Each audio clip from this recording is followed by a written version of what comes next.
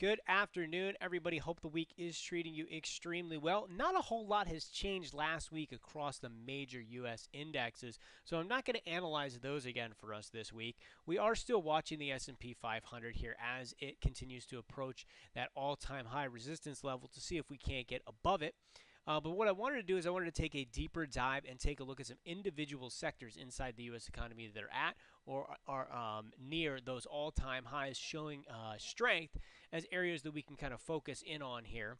And I also wanted to talk about the major difference between the U.S. markets and foreign markets abroad.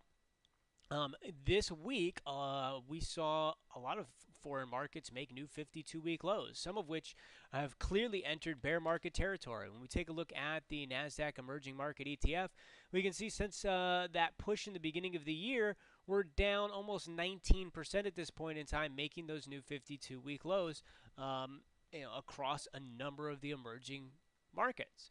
And that's a bit of a concern because it's very difficult for the rest of the world to enter a bear market and the U.S. indexes continue to stay strong.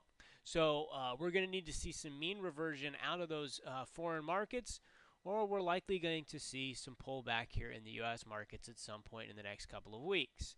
Now, one of the reasons why the emerging markets have fallen so much has to do with the dollar.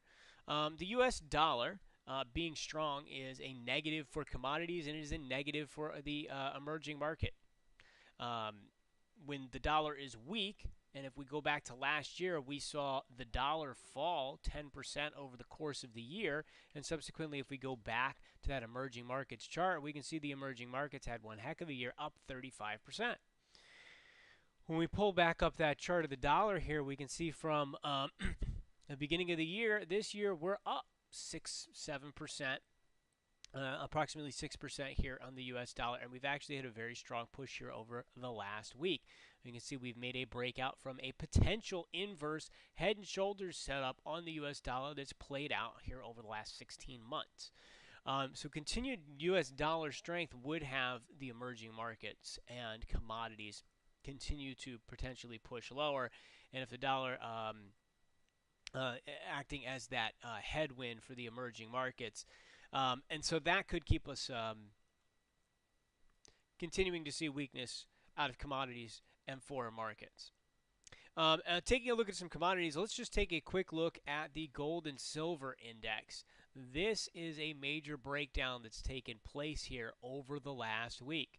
We go back over the last few years, we can see a very tight trading range developed with very low volatility out of the gold and silver indexes, and we're looking for a potential move either to the upside or the downside, with the assumption that whichever way this range breaks, we should get some follow through. So again, U.S. dollar strength is leading to some commodity weakness, and we can see a major breakdown happening in the gold and silver indexes. So, where in the U.S. markets should we be taking a look at right now? Well, let's take a look at the healthcare index.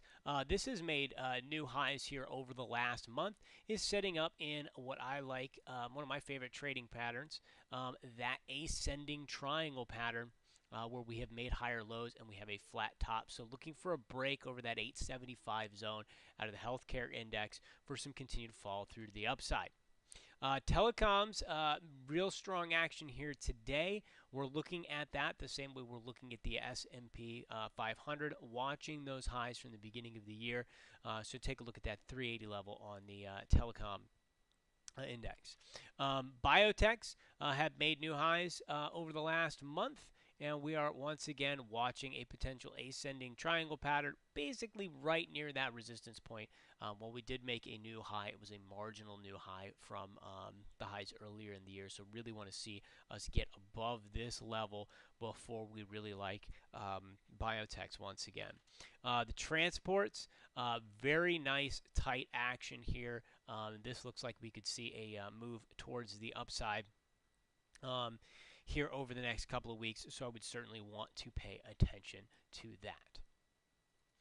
So to sum up here today for everybody, we are still continuing to watch the S&P 500 as it runs into that resistance from earlier in the year. There's a number of sectors inside the U.S. markets that look considerably strong here that we want to pay attention to. And we do want to continue to watch what's going on with the emerging markets. The dollar continues to get strong. We could continue to see the emerging markets really run into the headwind there of a higher price dollar, as well as commodities as a whole, which ultimately could become a problem if we get the disparity between the U.S. and foreign markets continues. At some point in time, we've got to see that mean reversion, and that's what we're a little bit concerned about at this point. So I hope you guys have yourselves a fantastic week, and as always, I'll see you guys next week.